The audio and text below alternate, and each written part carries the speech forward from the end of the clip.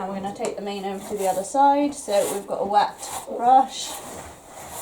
I personally wouldn't wash the mane before plaiting it, because it will make it much harder to hold.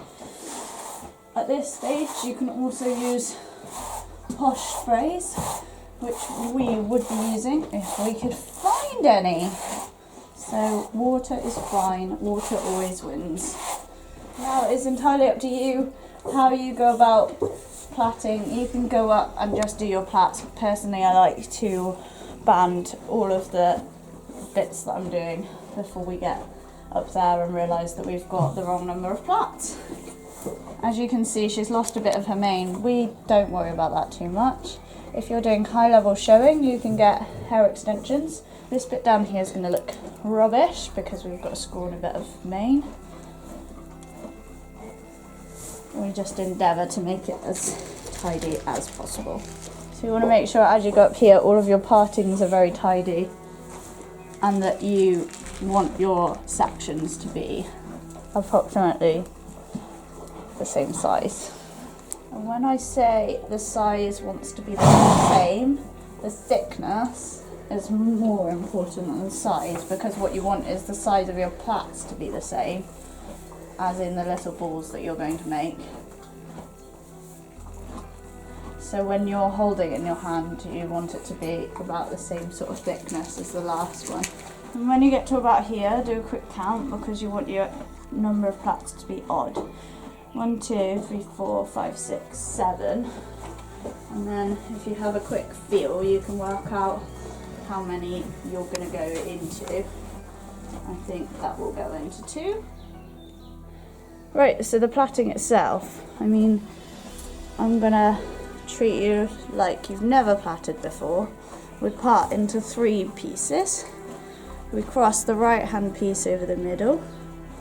This is a bit hairy, this plant next to it, so. And then cross the left hand over the middle. And then this bit, before you go any further, make sure it's super tight. Okay, and then the same again. So right, left, etc.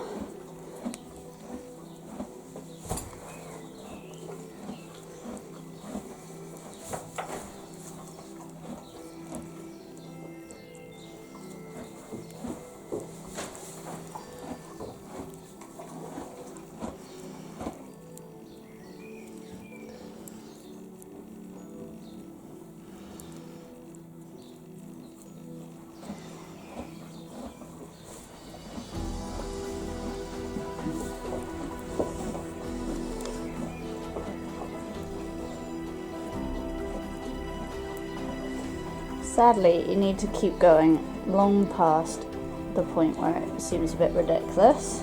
When they're scrawny like this, it's going to be hard to hide this wisp, but what we're going to do is put the band nearly all the way and catch the little end up so that it's tucked away, okay? Then to roll, we are using bands. If you're doing best turned out, you need thread, but bands are much faster and we feel like they're the most common way. So we've caught our little end, now we're going to tuck the end under, tuck the end under again. We've got a nice little ball there.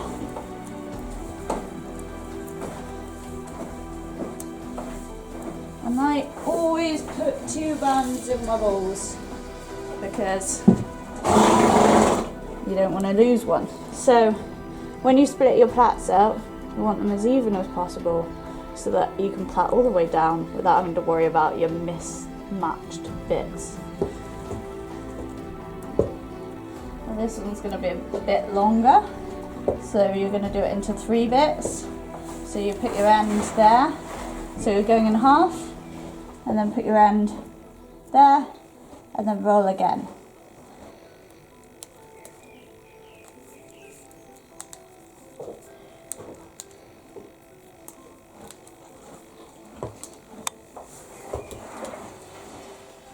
They're not the best plaits in the entire world. Efficiency is very important, and we don't have very much time. Plait your horse when you're not under pressure and time how long it takes.